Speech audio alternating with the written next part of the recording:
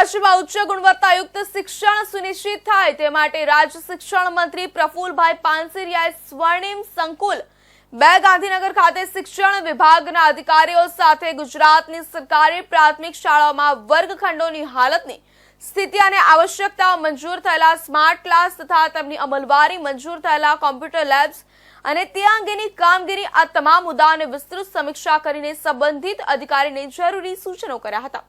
દરેક વિદ્યાર્થીને અત્યાધુનિક માળખાકીય સુવિધા મળે તેમજ ઘર આંગણે શ્રેષ્ઠ શિક્ષણ મળી રહે તે માટે મુખ્યમંત્રી ભૂપેન્દ્રભાઈ પટેલના નેતૃત્વમાં રાજ્ય સરકાર અને શિક્ષણ વિભાગ પ્રતિબદ્ધ છે।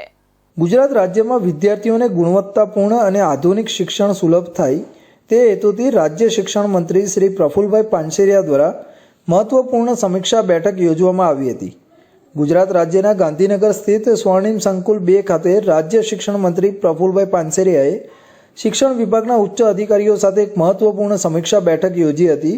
આ બેઠકમાં ખાસ કરીને રાજ્યની સરકારી પ્રાથમિક શાળાઓમાં વર્ગખંડોની હાલતની સ્થિતિ અને તેમની તાત્કાલિક આવશ્યકતાઓ અંગે ચર્ચા કરવામાં આવી।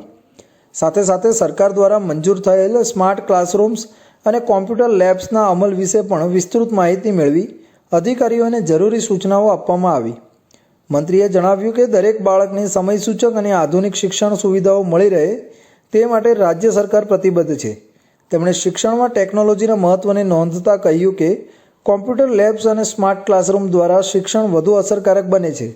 ગુજરાત સરકાર શિક્ષણ ક્ષેત્રે નવી ઊંચાઈઓ હાંસલ કરવા માટે સતત પ્રયત્નશીલ છે। મુખ્યમંત્રી ભૂપેન્દ્રભાઈ પટેલના નેતૃત્વમાં રાજ્ય શિક્ષણ વિભાગ દર મહિને આવા સમીક્ષા કાર્યક્રમો યોજી શિક્ષણ ક્ષેત્રમાં ગુણવત્તા અને સુવિધાઓનું નવા ઊંચાણે લઈ જવાનું ધ્યેય ધરાવે છે।